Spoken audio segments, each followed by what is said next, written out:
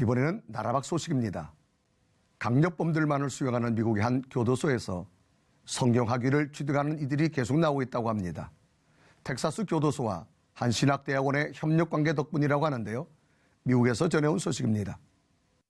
30 miles out of Houston, Darrington Prison houses some of the nation's most violent offenders. This is a maximum security prison, and we have all custody levels here at this facility. But behind these walls, hardcore criminals are transformed into messengers of hope, thanks to a program offered by Southwestern Baptist Theological Seminary. It's designed for undergraduate students to receive a Bible college degree to prepare them for pastoral ministry. The first 2 years, student inmates take general education courses, including English, math, and science. Then comes 2 years of theological training and pastoral ministries. The idea for the seminary came in 2010, when Lieutenant Governor Dan Patrick and Senator John Whitmire visited Louisiana's Angola prison, where a similar Bible program helped change the prison's long culture of violence. Angola was the bloodiest prison in America. Since the Bible College has come there, they have reduced their crime inside the prison by 72%. So the idea is basically to change the culture by changing the heart with the message of the gospel. Serving a life sentence, 54-year-old Troop Foster found his life radically transformed after time in solitary confinement.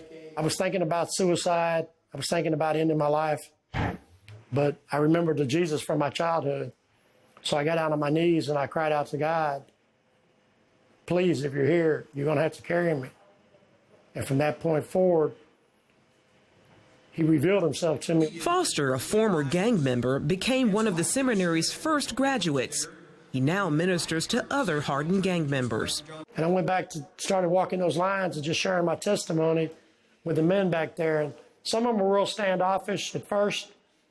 But when I explained to them, look, brother, I've been in that cage. I spent 8 years where you're at, and I do it in love. And I've had men come to know Jesus Christ. Brandon Warren serves as a seminary professor. The demographic that we have, some of these guys, it's been 20 years since they were in school. And when they were in school, it wasn't that great of an education. So I teach how to write a research paper, how to write a book review, memorization skills, study habits, things like that, to try and bridge that gap. Nearly 60 inmates have completed seminary here at Darrington Prison. And while academics are the major focus of the program, it's the spiritual transformations that make all the difference. Our purpose is to not only give them a theological education, but to pass on from faculty member to student our heart for ministry, for the Bible, for the love of Jesus, and for the love of their inmates. Inmate Vondre Cash is serving a 45-year sentence. Despite not being very religious, he felt drawn to the program. I was searching.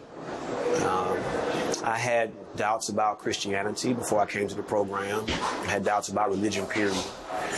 But when I came to the program, the love that the professors showed for me, the care and the patience that they showed, and not only them, but also the other students. That love led Cash into a more intimate relationship with God.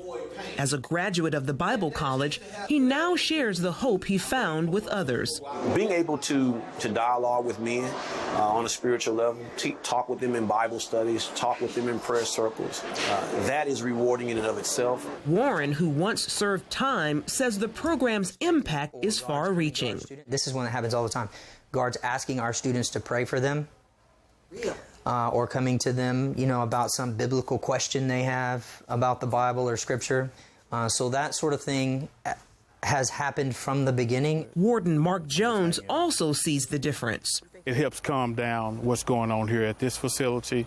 And even when these offenders graduate and when they go to other facilities, it helps out a lot. Graduates are dispatched to prisons across Texas and live among the general population, where they hope to encourage fellow inmates to change their ways. Foster, who will be almost 80 before he's eligible for parole, says it's his life's purpose to serve others, whether in or outside prison walls. Some people graduate college and seminary and they go to North Africa Czechoslovakia or Russia with their mission field. This is my mission field. And it's a mission field I've already adapted to the culture here. This is a mission field I know the language, and God's called me here. Charlene Aaron, CBN News, Rocheron, Texas.